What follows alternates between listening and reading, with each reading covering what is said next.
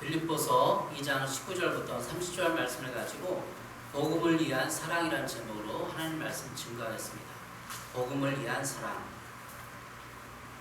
우리가 사랑에 대한 여러 가지 많은 이야기를 들었습니다. 영화와 드라마, 특별히 몇 개월 안 됐지만 사랑의 불시착이라는 드라마를 제가 봤는데, 사랑의 불시착에서 북한 군인과 남한의 재벌 딸이 이렇게 사랑에 빠지는 배경을 해서 그린 드라마가 있었습니다. 그 드라마를 보고 북한을, 물론 드라마지만 좀 이해하고 북한에 대한 관심들을 불러일으킨 줄 압니다. 근데 그 두 사람은 국적이다르기 때문에 사랑을 이루지 못했어요. 끝내는 이제 저기 나중에는 이제 스위스에 가서 만나긴 했는데 결혼했는지 안 했는지 모르겠습니다. 그러나 우리가 사랑에 이렇게 하면, 드라마나 영화 사랑에 하면 끝내는 두 사람은 함께 있고 싶어지잖아요. 그러니까 사랑을 하면 함께 있고 싶어지는 거죠. 남녀가 왜 결혼을 하냐? 함께 있고 싶으니까, 함께 살고 싶으니까 결혼을 하는 거죠. 그래서 남녀가 연인 간의 사랑은 최종 목적이 결혼이에요. 그러니까 결혼을 위해서 사랑하는 건 아니지만 일단 정이 들고 뭐 이렇게 우연히 사랑에 빠지게 되면 결혼을 하고 싶다. 왜? 이 사람과 삶을 살고 싶다. 함께 있고 싶다. 이런 간절한 소망이 생기기 때문에 결혼을 하는 거잖아요. 그래서 연애를 해서 사랑에 빠지면 의도하지 않지만 함께 있고 싶다. 함께 살고 싶다. 그런 생각이, 그런 감정이 싹트게 돼서 결혼을 하게 되는 거잖아요. 처음에 결혼을 목적으로 연애를 하는 사람은 없죠. 결혼 전문의가 되면 만나서 이제 결혼을 목적으로 사귀기도 하고 소개팅도 하지만 어쨌든 사랑이 그렇다는 거죠. 복음을 위한 사랑. 우리가 사랑을 하되 복음을 위해서 사랑한다는 것이 오늘 주제입니다. 목적이 있는 사랑이에요. 남녀가 함께 결혼하는 것이 목적이듯이 우리의 사랑은 목적이 있습니다. 바로 복음입니다. 사랑의 목적이 없다면 어떻게 되겠습니까? 목적이 없다는 것은 올바른 대상이 없다는 것입니다. 주님께서 말씀하셨습니다. 마태복음 22장 37절에서 말씀하셨습니다. 예수께서 이르시되 내 마음을 다하고 목숨을 다하고 뜻을 다하여 주 너희 하나님을 사랑하라 하셨으니 이것이 크고 첫째 되는 계명이요 둘째도 그와 같으니 내 이웃을 내 자신같이 사랑하라 하셨으니 이 두 계명이 온 율법과 선지자의 강령이라. 예수님 말씀에서 하나님을 사랑하고 내 이웃을 사랑하라 말씀하셨어요. 그러니까 사랑의 목적은 뭐예요? 하나님이고 내 이웃인 거예요. 내가 사랑해야 될 목적, 사랑할 대상은 이웃과 하나님이라는 거죠. 하나님과 이웃을 향한 사랑은 바로 복음의 목적입니다. 우리가 하나님을 위하여 할 수 있는 것은 예배하는 것입니다. 그리고 이웃을 위해 할 수 있는 것은 복음을 전해주는 것입니다. 이웃을 사랑한다면 복음을 증거해서 그 이웃에게 구원을 받을 수 있도록 기도해주고 관심을 주고 복음을 들을 수 있게 해주는 것이 마땅한 사랑입니다. 남녀가 사랑하면 함께 있고 싶다, 평생 살고 싶다 이 사람이라 그 목적으로 결혼을 하듯이 이웃을 사랑하라고 했으면 이웃에 대한 구원의 문제를 생각해 봐야 하는 것이죠. 복음은 기쁜 소식을 말합니다. 굿뉴스입니다. 인간의 영혼에 가장 좋은 소식은 죄인된 인간에게 구원이 있다는 소식이요, 그 구원을 받을 수 있다는 것입니다. 인간이 왜 구원받아야 합니까? 인간이 왜 구원받아야 하는 거죠? 기독교에서 말하는 구원. 아담과 하와가 선악과의 사건 이후 인간은 하나님부터 분리되었습니다. 따먹지 말라는 선악과를 따먹었기 때문에 하나님의 명령을 거부했기 때문에 하나님의 명령에 순종하지 않았다는 것은 하나님을 인정하지 않고 나는 하나님이 필요하지 않아요, 내 뜻대로 살아보겠어요, 이런 뜻이에요. 거기에 담긴 의미는 나는 스스로 살아보겠어요, 하나님 필요 없어요, 신이라는 존재는 필요 없고 내 혼자 유토피아를 만들어 볼게요, 과학으로, 기술로, 의학으로, 그런 뜻이에요. 거기에 담긴 선악과 의미는 그런 거예요. 하나님으로부터 분리된 인간은 마치 생명의 근원인 땅에서 뿌리가 뽑힌 나무가 같습니다. 그 나무 속에서 들어있는 수분과 영양분이 없어지면 햇빛이 없어지면 그 나무는 어떻게 되겠습니까? 죽어버리죠. 말라 비틀어지죠. 이것이 인간이 하나님을 떠난 것처럼 하나님을 의존하지 않고 자기 스스로 하나님과 문을 닫아버리고 자기의 자원이 제한되어 결국 뿌리 뽑힌 나무가 되어서 인간 스스로 불안과 두려움 그리고 고난이 시작되는 것과 같습니다. 그래서 인간은 자기 자원이 한계가 있음을 알고 남의 자원을 빼앗고 착취하게 됩니다. 인류 2000년 역사를 보면 다 전쟁 역사 아니에요. 부족하니까 겨울에 먹을 게 없으니까 유목민들 뭐 몽골족도 수많은 게르만족들이 이동하자는 거예요. 먹을 게 없으니까 이동하는 거죠. 빼앗어. 그 인류 역사는 전쟁사 남을 빼앗고 또 왕족의 이런 역사들 보면 백성들이나 이런 사람들을 착취하고 지배하고 그런 거 아니에요. 인류 역사. 그게 죄 문제라는 거죠. 내 자원이 부족하니까 남의 것을 이용하고 빼앗고 착취하는 거. 그게 인류 역사죠. 이것이 인간이 하나님을 떠난 결과, 그것은 곧 죄종이 되어버린 죄의 결과입니다. 구원이란 무엇인가에 대한 책에서 김세영 교수는 이렇게 말하고 있습니다. 김세영 교수가 말한 책에서 인용하는 것입니다. 죄의 본질은 인간이 하나님에 대한 옳지 않은 태도라고 말할 수 있습니다. 그 옳지 않은 태도란 인간이 하나님에게 등을 돌리고 인간이 스스로에게 닫아보라는 것입니다.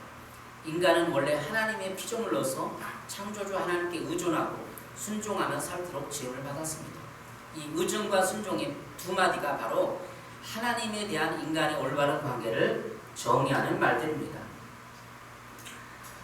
그래서 인간은 생명뿐 아니라 행복한 삶을 위해서 모든 자원을 창조주 하나님에게 받아 의존해서 살 수밖에 없었습니다.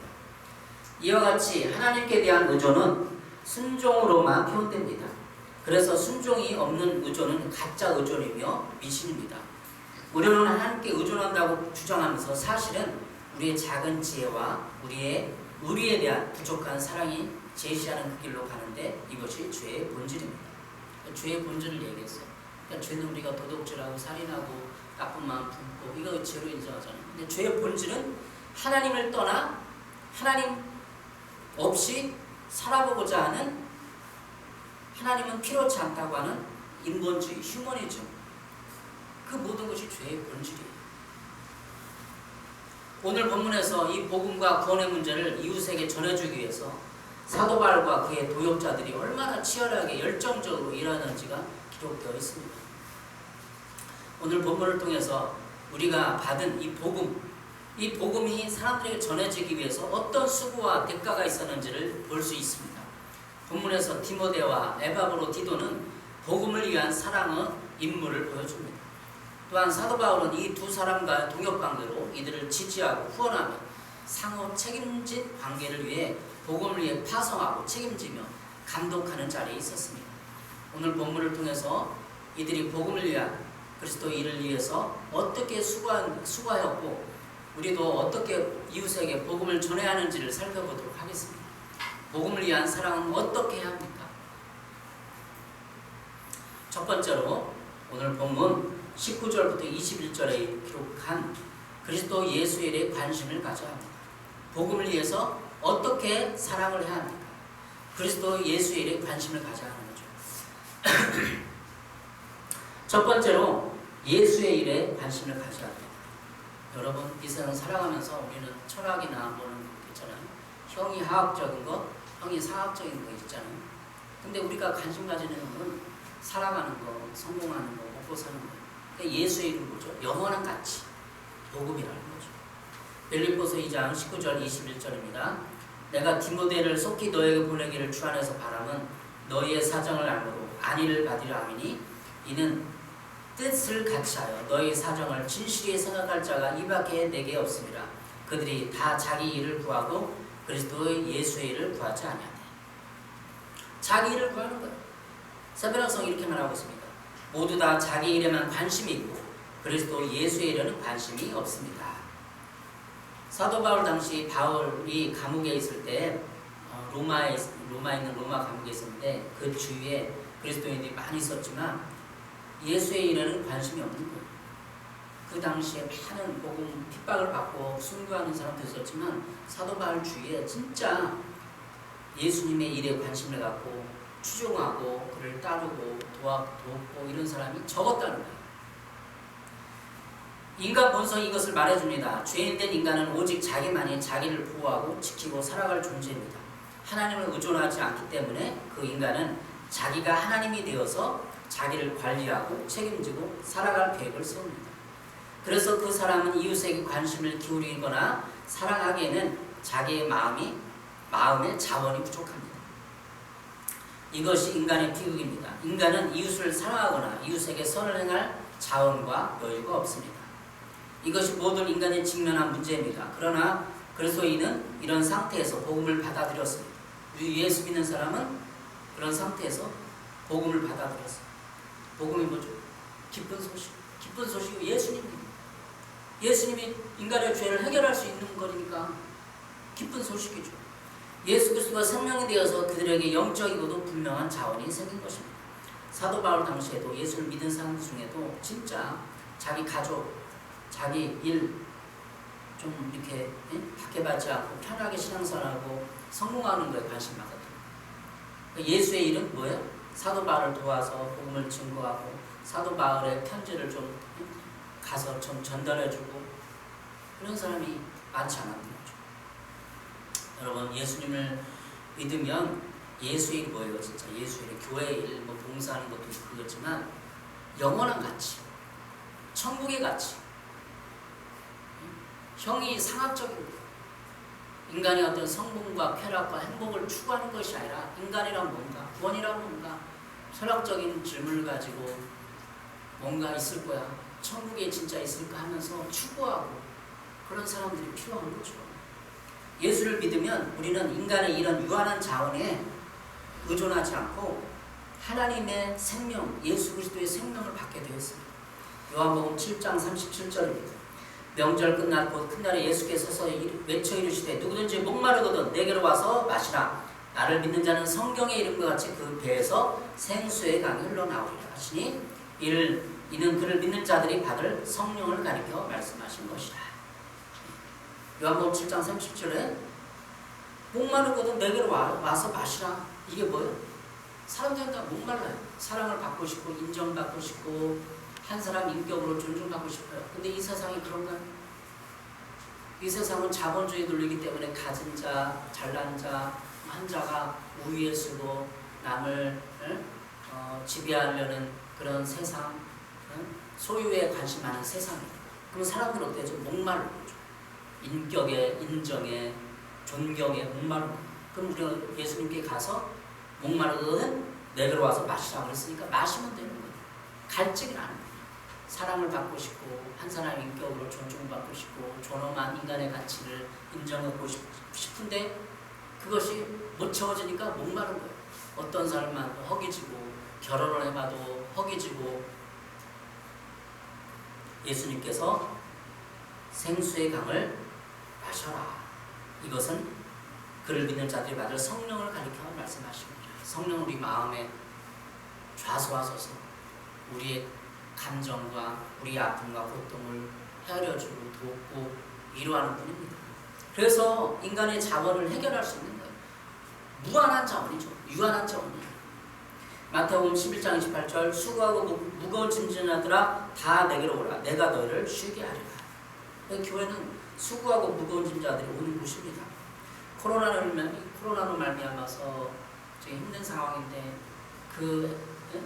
수고하고 무거운 짐 아닌 코로나가 짐이 근데 교회 와서 온라인 예배로 예배를 드리고 하나님 만나면 수고하고 무거운 짐자를 내려놓는 거죠. 짐이 있어요. 짐. 가족의 짐, 부양의 짐, 먹고 살 짐 다 내려놓고 주님 하나님 앞에 창조주 앞에 내려놓고 나는 주님의 종입니다. 아들입니다. 나를 도우소서. 이렇게 손을 내밀면 자원이 임하는 거예요. 마음의 평강이 임하고 요한복음 14장 27절 평안을 너에게 끼치노니 곧 나의 평안을 너에게 주노라. 내가 너에게 주는 것은 세상이 주는 것과 같지 아니하니 너희는 마음에 근심하지도 말고 두려워하지도 말라. 이게 예수님이 주는 마음이에요. 평안. 이 세상에 두려움과 불신과 착취가 있는데 교회에 오면, 예수님께 오면 평안을 너에게 준다. 예배 드리는 1시간 동안 찬양하고 주님 말씀 묵상하는 동안 1시간 동안 일주일에 한 번씩 교회 와서 평안을 받는 거예요. 축복을 받고, 곧 내가 주는 평안은 세상에 주는 것 같지 않다. 세상은 일시적이고, 세상은 가진 자를 축복해주고 존경해주지만 없는 자, 힘들어하는 자, 마음의 병과 질병이 있는 자도 와서 예수님에게 생수를 마시고 짐을 내려놓고 근심을 내려놓고 너희는 마음에 근심하지도 말고 두려워하지도 말라. 예배 1시간 동안 찬양하는 동안 신앙 고백하고 하는 동안에 그 짐들이 내려지는 거예요. 1시간 동안 영화 보고 막 코미디 프로 보는 동안에 그 순간에 세상 그 짐이 있잖아요. 그 동안에도 교회 와서 찬양하면 하나님이 우리 마음에 평안과 기쁨과 위로를 주는 거예요. 코미디 프로 1시간 보면 그냥 그때 뿐이잖아요. 끝나면 또 그렇잖아요.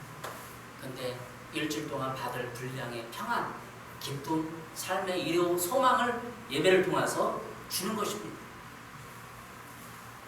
사도 바울의 찹찹함이 느껴집니다. 사도 바울은 왜 찹찹할까요? 없으니까, 사람이 없으니까. 내가 오늘 24절에 21절에 그들이 다 자기를 구하고 그리스도 예수의 일을 구하지 아니한다. 그러니까 관심이 없으니까 찹찹한 것. 사도 바울의 인생의 목적, 가치는 다 영원한 것, 천국을 향한 소망, 사람들이 구원받는 거, 사람들이 지옥에 가면 안 된다는 그 안타까움이에요. 사람들이 없어요. 사도 바울의 찹찹함이 느껴집니다. 이 말씀을 제가 큐티할 때 저도 찹찹하더라고요. 작은 교회 개척교 하는데 사람이 없어요. 일꾼이 없어요. 저도 사도 바울의 느낀 찹찹함을 느껴봤어요. 찹찹함을 느껴봤어요. 저도 낙심은 아니지만 교회에게 복음을 전하는 일에 관심이 있는 이들이 많지 않습니다. 지금도 그래요. 교회도 큰 교회도 많지만 진짜 한 영혼을 가지고 안타까고 구원하고 싶은, 그래서 전도에 뜨거운 열정을 가진 사람이 많지가 않아요. 우리는 예수 그리스도의 생명력을 받아들이고 묵상하며 예배하여 자신의 관심을 벗어버리고 이웃이 복음을 듣지 못하고 방황하고 수고하고 무거운 짐을 들은 것을 볼 수 있어야 합니다. 왜? 자기 일에만 관심을 가지면 다른 사람이 안 보여요. 다른 사람이 얼마나 고민하고 방황하고 있는지, 코로나로 인해서 지금 해고당하고 그런 게 안 보이는 거죠. 이 세상의 사람들은 다 수고하고 무거운 짐이 있습니다. 그들에게 복음을 전해주는 것이야말로 진정한 사랑인 것입니다. 그리고 교회 와서 예배드리는 동안에 수고하고 무거운 짐이 벗겨지는 거예요. 다시 한번 강조하지만 예배드리는 1시간 동안에 그냥 교회 와서 우리가 하는 것이 아니라 여러분의 당신의 짐을 내려놓으라는 거예요. 1시간 동안 예수님 앞에 좀 내려놓고 철학적이고도 형이상학적이고도 구원의 가치가, 영원한 가치를 생각해 보라는 거예요. 그러면서 인간의 힘을 얻는 거예요. 이 뇌가. 이 세상은 다 그렇지 않잖아요.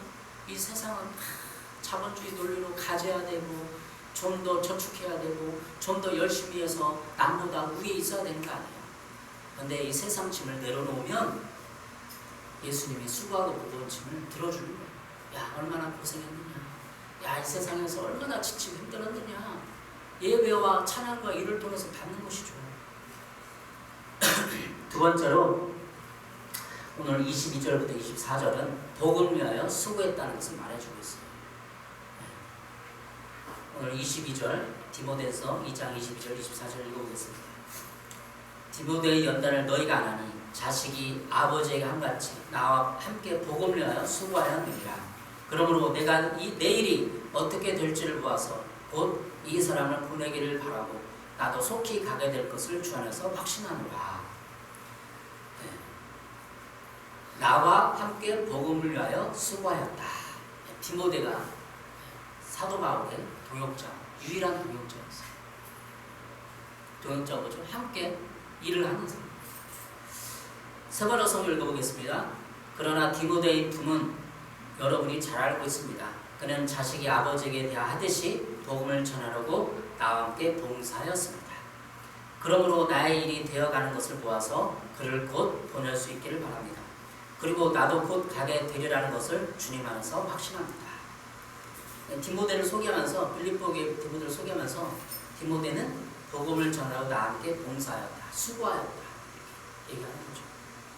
그 당시에 복음을 내가 받아들이고 내가 수고하고 열정을 다하는 것은 곧 죽음을 의미했어요. 지금 시대는 우리 한국교회는 박해가 없잖아요. 우리 한국교회도 초창기에 선교사님들이 와서 복음을 전할 때 박해를 예고하고 죽음을 생각하고 와야만 했어요. 그 당시에 사도 바울 곁에 있는 디모데도 복음을 위해서 로마 시대 때니까 박해 시대 때니까 잡히면 죽고 그런 거였어요. 그냥 몰래 선교 활동을 하는 거죠. 이 사도 바울이 있던 당시는 박해 초기 시대 아니에요.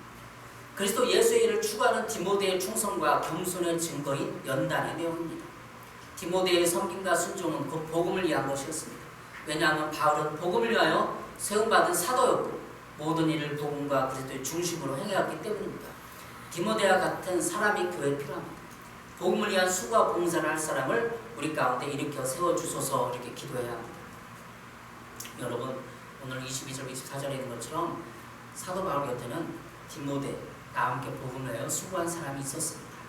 지금도 교회를 하기 위해서 수고하고 많은 어떤 코로나 때문에 또 비난도 감수하면서 예배드리는 사람들이 있어요.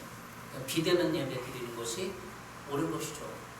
그렇지만 이 지금 복음을 위해서 쓰겠다는 이 말을 우리 삶에 적용해서 내가 영원한 가치를 추구하고 있는가? 그냥 단순히 살아가기 위해서 그냥 아파트 한 채 얻고 그냥 자녀들 양육하기 위해서 그냥 살아가는가? 아니면 교회에서 복음을 듣고 영원한 가치를 위해서 내 인생을 투자해볼 생각이 없는가? 영원한 그 가치, 여러분 가슴에 있는 진짜 뜨거운 영원성, 가치 있는 거 그냥 사람이 살다 먹고 잘 먹고 살고 잘 먹고 살다 죽으면 땡이지라고 생각하는 그 가치에서 벗어나서 그 가치를 떼놓는 거예요. 복음이라는 것은. 그 가치를 추구하는 것이 지금 사도 바울이었고 디모데였어요. 사도 바울은 예수를 직접 만난 현상 다메섹 도상에서 만났지만 디모데는 그를 추종하면서 사도 바울을 도왔던 사람입니다. 여러분에게 복음을 위한 수고, 현재 교회가 복음을 위한 수고를 하고 있어요. 비난도 듣지만 때로는 그렇지만 복음을 전하기 위한 구원의 방주로서 교회가 제 일을 감당해야 됩니다. 세 번째, 오늘 본문을 통해서 듣는 복음을 위한 사랑에 대한 세 번째 교훈은 이것입니다. 에바브로디도의 순교적 영성을 이해하고 추구해야 합니다. 에바브로디도의 순교적 영성 25절부터 30절입니다. 제가 빌립보서 2장 25절을 읽어보겠습니다. 그러나 에바브로디도를 너에게 보내는 것이 필요한 줄을 생각하노니 그는 나의 형제요 함께 수고하고 함께 군사된 자요 너희 사자로 내가 쓸 것을 돕는 자라. 에바브로디도라는 사람이 있는데 그는 형제, 동역자, 전우로서 사도 바울을 쓸 것을 공급한 사람이었습니다.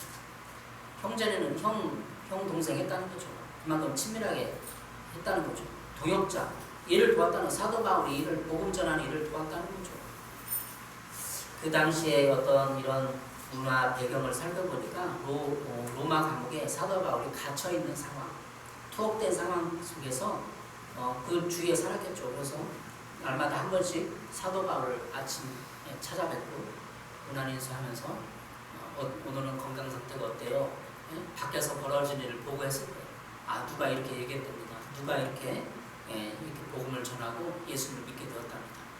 하루에 한 번씩 찾아가는 거죠. 에바브로디도 또 디모데가. 그래서 바깥 상황을 아는 거죠. 바깥 상황을 알고 복음을 상황하고 로마 그 황제가 어떻게 영을 내렸고 다 보고 하는 거죠. 그래서 사도 바울이 힘을 얻고 그 동역자가 디모데하고 에바브로디도였어요. 그리고 전우로서 지금 25절은 전우라고 했거든요. 전우는 전쟁 당시에 총칼 맞으면서 죽어가면서 싸우는 사람이 전우 아니에요. 그러니까 전쟁 상황입니다. 그냥 우리가 그냥 전우로 이렇게 국어사전 표현으로 전우 그게 아니라 실제 싸웠다는 거예요. 발각되면 죽는 거 아니에요. 디모데 에바브로 발각되고 복음 전하면은 잡혀가고 감옥에 투옥되고. 왜 당신은 유대교 그 예수 제기들을 추종하고 사람을 잡아먹느냐? 사람 잡아먹다고 막 소문 퍼졌거든요. 예수님의 성찬식 살과 피를 기념하라고 그랬는데 사람 식인종이다. 잡아먹어서 죽는다. 오해 퍼뜨리고 막 공격하는 사람도 있었잖아요. 그러니까 절박한 상황에 전으로 표현한 거예요. 전으로. 지금도 우리 교회는 이렇게 하늘숲교회 우리 한국 상황은 좋지만 이슬람권에 복음을 전하러 간 사람들을 얘기를 들어보세요. 죽어요. 이슬람에서 전도하다가 칼불이 막 죽는 거예요. 최근에 인터콕 그 형제자매들 의교를 방문했는데 왜 이란이나 터키 쪽에 그 투르크족인가? 하여튼 그 족을 선교하게 나가서 한 열댓 명이 10명 정도가 우리 교회 방문했었어요. 근데 그들 얘기를 들어보니까 그 복음 전하다가 선교사인데 칼에 맞아 죽었대. 길거리에서 이렇게 하다가. 그래가지고 자기가 그 복음 소식을 듣고 2년 전에 있었던 얘기를 듣고 나도 선교에 헌신해야겠다. 이렇게 얘기를 하고 선교에 죽음을 각오하고 들어간 사람을 봤어요. 최근에 봤어요. 두 달 전에 우리 교회 방문했거든요.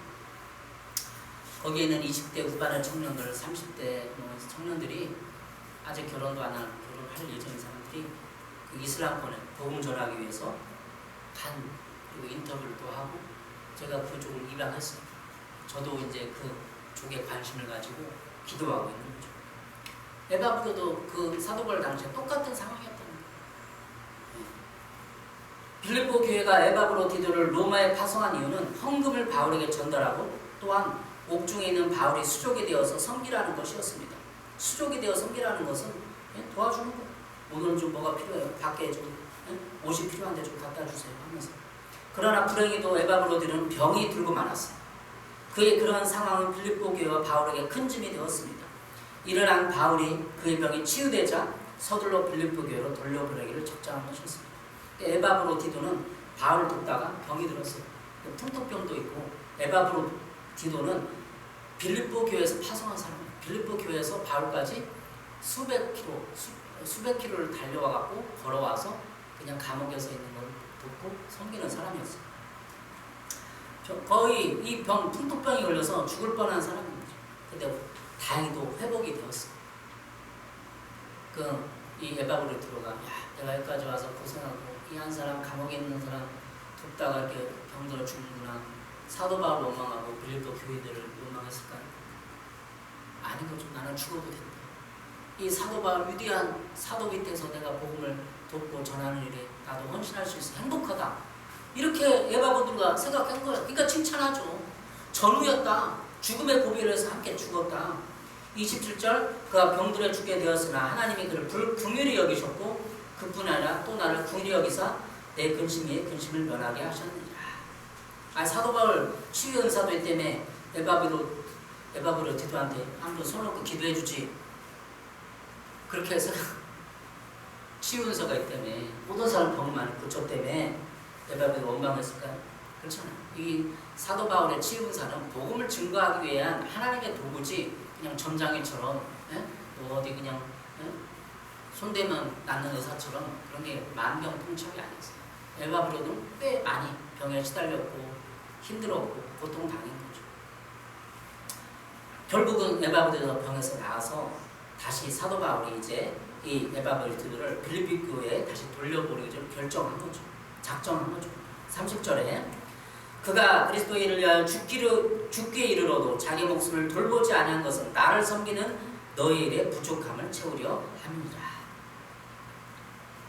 에바브로디의 강렬한 사랑의 열정, 죽기까지 이르러도 자기 몫을 돌보지 아니했다. 나를 섬길 일에 부족함을 채우려고 열심히 노력했다. 인정해 주는 거죠. 에바브로디도는 곧 순교 영성을 가집니다. 죽어도 된다. 한 목숨 바쳐서 이 복음의 증거되고 사도 바울을 도울 수 있다면 지금 순교적 영성이 필요한 시대예요. 마지막 때가 된 이 시대에 복음을 위하여 고난받는 것을 즐거웠겠습니다. 받아들일 수 있는 순교 영성이 필요한 때입니다.